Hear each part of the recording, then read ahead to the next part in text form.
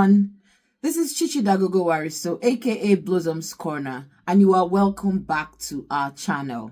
Last week we talked about how to communicate with your daughters, and I want to thank everyone who liked, shared, and commented, and I'm sure that you learned a thing or two on how to communicate with your teenage daughters. Today we're going to be talking about a topic as similar, and I know that so many parents will find this as challenging. How to communicate with your teenage son. Yes, I heard you. Understanding how to communicate with your teenage son can actually foster the kind of relationship that you have with him. And it will actually build a close and lasting bond between you as a parent, either father or mother, and your teenage son. If you have ever experienced one-word answers, being ignored, doors being banged at your face, trust me, you are not alone. In this video, we're going to be exploring practical steps on how to engage, listen, and build a strong, positive relationship with your son. So let's get started.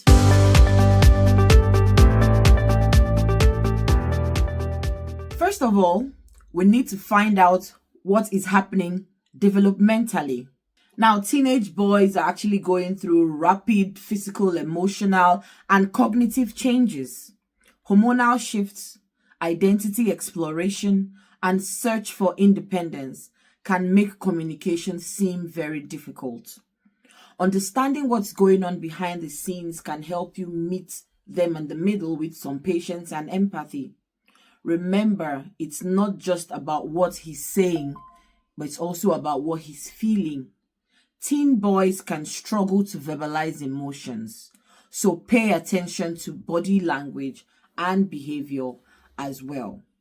As parents, I would advise you to actually look for visual signs to show that your son is struggling emotionally, such as avoiding eye contact, withdrawing, or showing signs of frustration.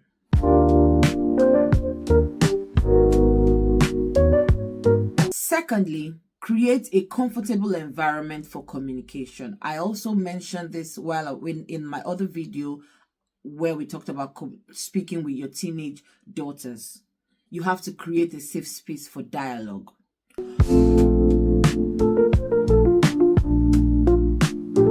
Boys are often more comfortable when they are talking in an environment with low pressure.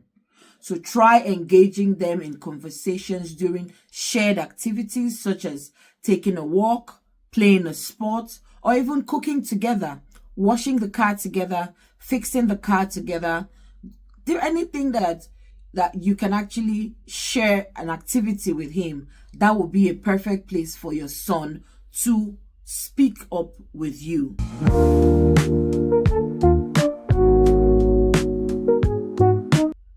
These side-by-side interactions can actually be less intimidating and be more natural. Avoid forcing eye contact. It can sometimes make them feel on the spot. So if you want to communicate with your son, or you feel he's detached or he's showing signs of depression, you can actually say, "Son, come, let's go for a walk," or "Come, let's go play ball together," or "Let's go to the mechanic together," or "Let's go wash the car together," or "Come, let's go shopping together." That way, you and him, you actually engage him in not even if you want to confront him on something, you don't need to start off the conversation with a confrontation. You bring up a topic that he enjoys. Maybe if he loves to play football. Also, do you know the teams that are playing tonight? And then you guys get into some conversation that he feels very natural to engage in. And then you can slowly tailor it into whatever conversation you wanted to have with him in the first place. So please, parents, for this activity, find a shared activity, like going on a walk, cooking, playing sports, just so that you guys can have some really deep conversations. And trust me, if you do it the right way, you would get those conversations that you have actually been desiring. Thirdly, avoid jumping to solution. Practice listening. It's actually an art. Listening is indeed an art. So as parents, we always have that notion of wanting to help them, wanting to give them solutions to their own problems. You are not them. They are individuals as well as you are. So allow them to wriggle out of that problem. They definitely will. So when your son opens up about a problem, resist the urge to fix it immediately. Focus on listening without interrupting. And when I mean without interrupting, I mean without being on your phone, without being on your laptop, without give him your full, undivided attention.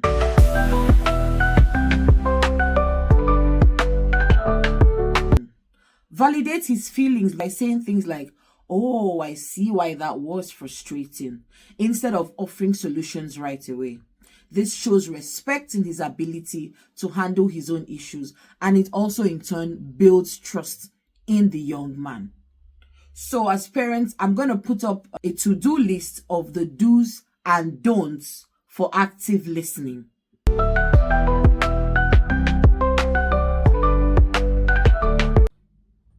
The fourth strategy is to keep your questions open-ended. Now, there are two types of questions. There are open-ended questions and closed-ended questions.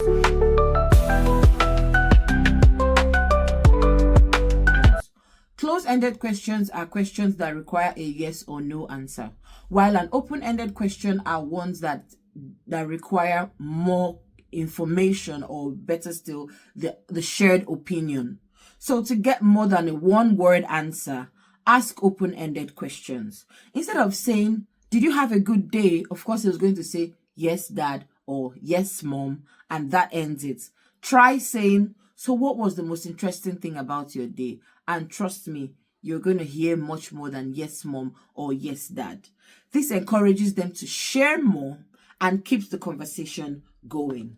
It's a great way to show genuine interest as well in his life without making him feel like he's being interrogated. So you're making him understand that I want to be a part of your life. I want to know what's going on around you. I want to know the kind of things that interest you. I want to know the kind of things that frustrate you. And I'm here to give you guidance, not to tell you what to do or to box you into taking a decision that you wouldn't want to take, but I'm here to guide you if you need that guidance or if you ask for that guidance. But if you feel you're man enough to solve your own problems, then that's fine. All I'm going to do is make sure that you do not make a mistake. And basically, parents, that is our obligation. Okay, we're not there to force them to do things that we want to do, because a lot of times we parents kind of we try to correct our own mistakes in the lives of our children. "Oh, I see he's living my kind of life. Oh, he's behaving the way I behaved when I was younger." He's an individual.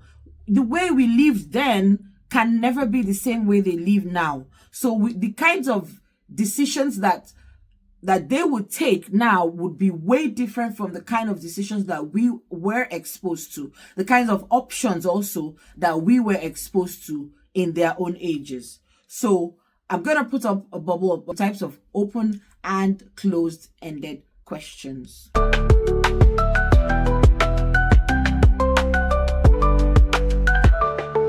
And then number 5, choose your battles wisely. I highlighted this as well in my other video. You really cannot win all the battles. There are big issues and there are small issues. So ask yourself, does it really matter in the long run? There are certain things that you shouldn't really fuss about because they are minor issues. But when it comes to issues like health, safety, values, those are big issues. And those are the ones that you should prioritize. So teen boys are very good at testing their boundaries. And they try to figure out who they are. And as parents, we see that as sometimes being challenging, sometimes being defiant. But no, they just want to know how far they can go. It's also a self-validation for them, in as much as it also should be like a credit to you to know that, okay, my son can actually do this or do that. Okay, because we always tend to see them like the babies that they are. As parents, a lot of times our children really never grow up in our eyes. We just look at them like the babies that we remember them to be. But we need to learn to grow alongside with them. If we understand what if we understand the different developmental phases of their lives, then we will be at par with wherever they are at any stage of their lives, I hope. So you have to always ask yourself, does it really matter? Sometimes your son will say, oh, mommy, I think I want to start making my hair. Oh, mommy, I want to open my ear. And you go, oh, no, you're a boy. You should do this. You should do that. Does it really matter? Really? We need to ask ourselves that question. Does it really matter? Clothing, hairstyle, all those things, fashion. Between now and the next 5 years, is that going to be an issue? Is that going to model the kind of man you want him to be? Are there not men who are making their hairs, who have dreads, who are way successful? Are there not men who have opened their ears, who are way successful? So does that make him a bad person? Those are the things that we need to look at when we're considering battles, But save your energy for issues that would actually affect his well-being, values like honesty and safety. If you feel your son tells lies, that's where you should make it an issue. If you feel or you suspect that he's actually using substance, that is an issue. If you feel he's smoking, that is an issue. If you feel he's beginning to engage in sexual activity, that is an issue. Those are the kind of things that we should prioritize. So lastly, you know what? Prioritize the big issues. Health, safety, values, substance abuse. Those are the ones that you should really prioritize instead of chasing around with those other small ones. And then 6, be very honest and vulnerable. Model the behavior you want your son to see. They are watching us. Like I said I've always said in many of my videos, these children are born plain sheets of paper. And we as parents are the crayon or the chalk that writes what eventually becomes their life stories.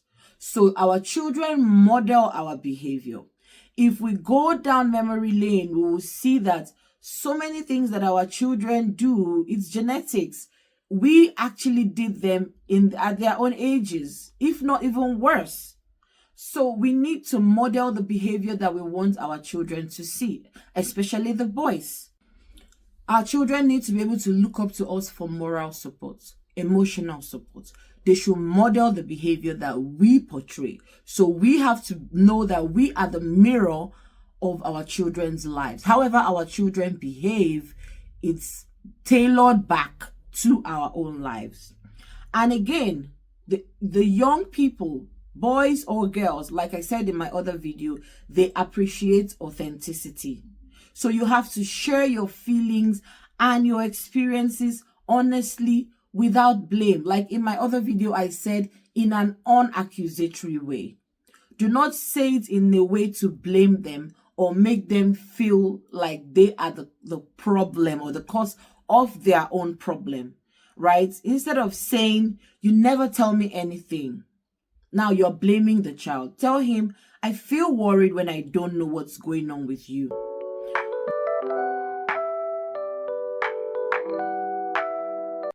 That way they understand the fact that you are genuinely worried and not just trying to be maybe a disturbance in their lives. And this vulnerability shows him that it's okay to share his emotions and that him being open doesn't mean he's weak. So instead of always wanting to bring up an accusation, make your child know that it is a genuine concern that you have about his or his well-being, because we're talking about boys now. You have to make him understand that I feel very uncomfortable when I can't reach you or when I don't know what's going on around you. So please, I would appreciate it if you would share with me. Now it's up to them to share or not.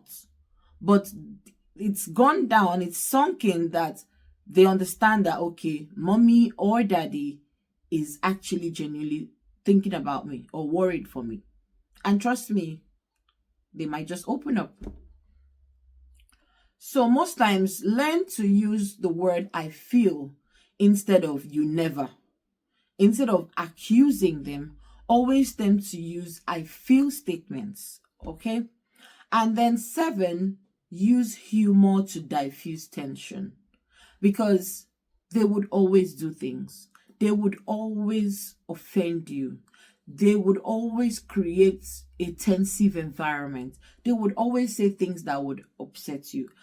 I didn't say become a clown by always wanting to make everything kind of use humor, but in order to lighten the mood, to dampen the air, putting a little bit of humor in it. You might see that he might be upset, but you might catch a glimmer of his smile, and it kind of pops the balloon a little, takes away some pressure from the tense balloon as it is already. Humor can be a very powerful tool when used at the right moment. A light-hearted comment or a playful joke can sometimes diffuse tension and can make communication feel less intense. But just be careful not to use humor in a way to minimize his own feelings. So save it for when the mood allows. So you as a parent, you need to also understand when to use the humor. Sometimes he might do things that will hurt you pretty bad. And like I said earlier, be very, very authentic with your feelings and let him know, you see, this one, you didn't do it right. But sometimes maybe he might do things that would get you upset. Okay, let me give you an instance. So today's my son's birthday. He's 10 today. And I slept very late last night.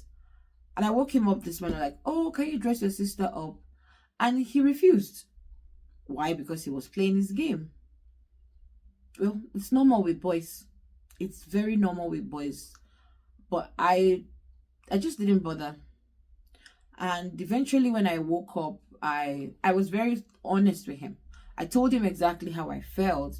And I knew that he felt bad. And I know that today is his birthday. And I didn't want to ruin the moment, So I cuddled him. I carried him on my body like a baby, He cried a little. He's very emotional. He cried a little. But there was no tension. There was no screaming or shouting or yelling, which I could have taken his tab, done whatever I wanted to do, maybe blocked the game or increase his downtime. I could really have done anything because I felt so bad that he blatantly refused to do what I asked him to do. But I was able to put in some play into it, and in 5 minutes he was fine. So sometimes you don't really always have to shout. They would always do things that doesn't meet our standard, but think about it. You don't need to scream all the time. So sometimes just chip in a joke or two. Even though you're upset, chip in a joke or two. Trust me, it's going to calm the situation down, right? So use humor to lighten the mood, but not to dismiss feelings, parents.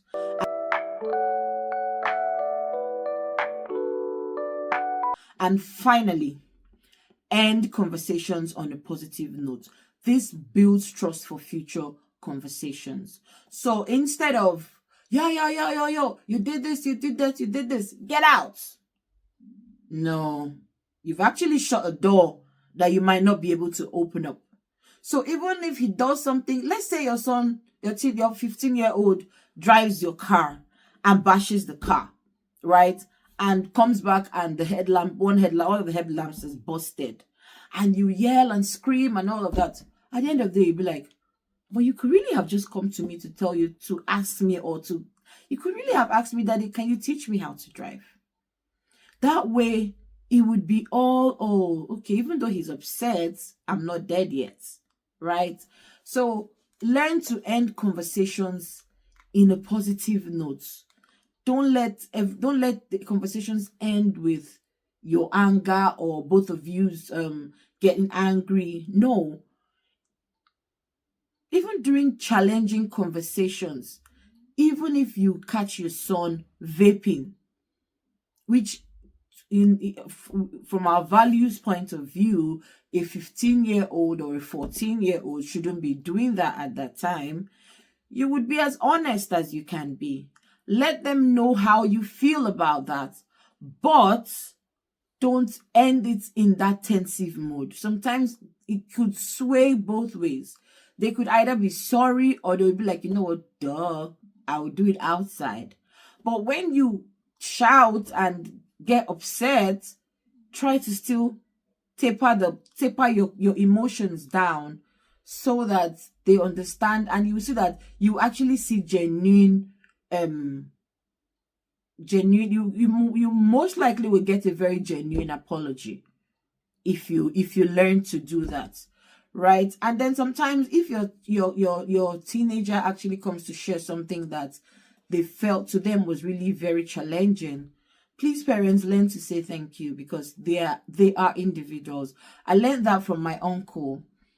He said it doesn't matter the age of that child, you should knock before entering his room. He's an individual, he's a human being. Even though you're his parent, he's a man on his own. So you should learn to knock before entering into his room. You don't just barge into his room because, oh, he's my son, I gave birth to him, he lives in my house. No, you should actually express some courtesy. So if your son actually shares something with you, express gratitude that he found you worthy to share it with you.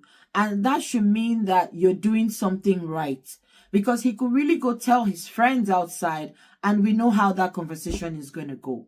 So always learn to say, thank you for sharing that with me. You can give him a hug, give him a handshake. You can even teach him a special handshake that both of you know.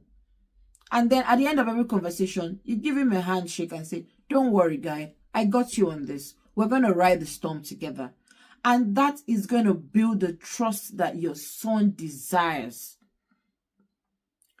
This positive reinforcement makes it more likely that he's going to come to you in the future when he needs somebody to talk to. So, parents, these are some valuable strategies. It's not exhaustive, but these are some valuable strategies for communicating with your teenage son. Remember, understanding his world, creating a comfortable space, listening without judgment, and using humor can go a long way in building a healthy relationship. Don't forget, every conversation is a chance to connect, so make it count. Thanks for watching, and don't forget to subscribe for more parenting tips. Leave a comment below with your thoughts. What's the biggest challenge you face when communicating with your teenage son or daughter too? I'd love to hear from you. And don't forget to hit the notification bell for more videos in the future. You got this, parents. See you next time. Bye.